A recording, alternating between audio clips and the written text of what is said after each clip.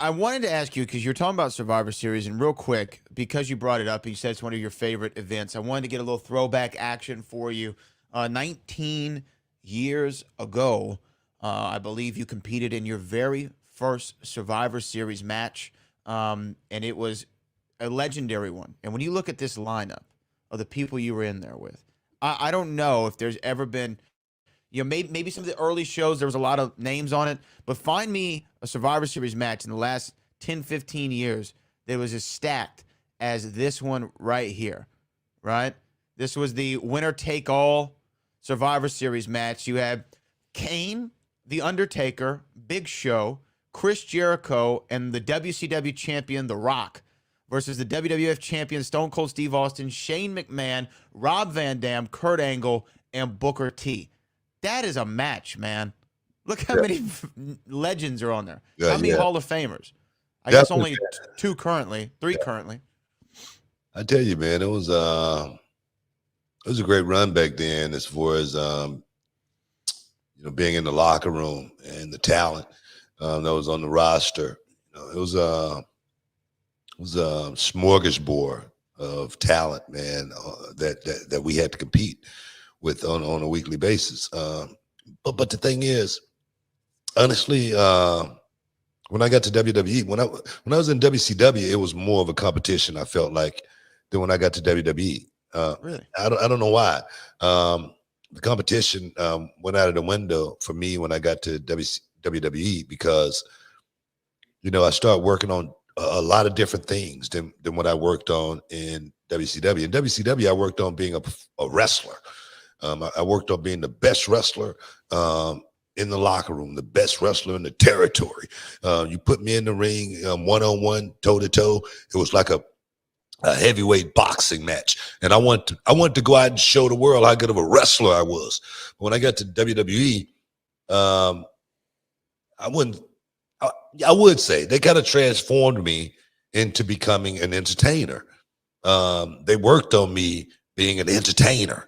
I didn't want to lose what I had as far as, my toolbox, as far as what I tell my students. I always tell my students, if you ever get, a job, in the WWE, you get picked up in the performance center or whatnot. I say, make sure, you know where your tool bag is. I say, because they're going to teach you a ton of stuff that's going to be totally different than what we've talked about. I say, but you got to, make sure you have your toolkit, you know what I mean? And so for me, same thing, man. With those guys, working with the best talent in the world, Chris Jericho, The Rock, Big Show, Taker, Kane, RVD, Kurt Angle, Stone Cold Steve Austin. And I put Shane McMahon in there too, as being, a guy who has put in work. It was a lot of talent, but it seemed like we were all just performing. It seemed like we were going out and, doing the show. And it always have been about in the WWE, WWF, even back in the day. The guy who was the champ, we rode with him. You know what I mean? We was going to, have his back. We was going to make sure we did everything for the guy who had the championship, because thanks for the house, brother. The royalty check is in the mail. It's one of those type of deals. You know what I mean? And then, you put in enough work, your body of work get recognized, and then boom, you get the spot. And then you hope everybody, it's like being the president. Once, the guy become president, no matter who it is, you say, man, I'm gonna get behind this guy, and I'm gonna give him a chance. If he screw it up, that's it. We got something to talk about, and it's no different, with being a part of this kind of situation right here. You put in the work, you get the nod, you work to make everybody around you better, and when it's time to pass it on, boom, you do it. You make the transition of power very, very smooth. Do you remember? Oh man, you saw I slipped that in there, man. I like it. Yeah, You're you're very clever, Booker T. Appreciate it, brother. You're very clever. Do you remember though anything about the match in general? Because I've always wanted to know how you supposed to put together a 5-on-5 Survivor Series match with these many top guys in it? Man, I'm gonna tell you, man. Like, was it short straws of who got eliminated first? I have a feeling that might be an issue for some guys.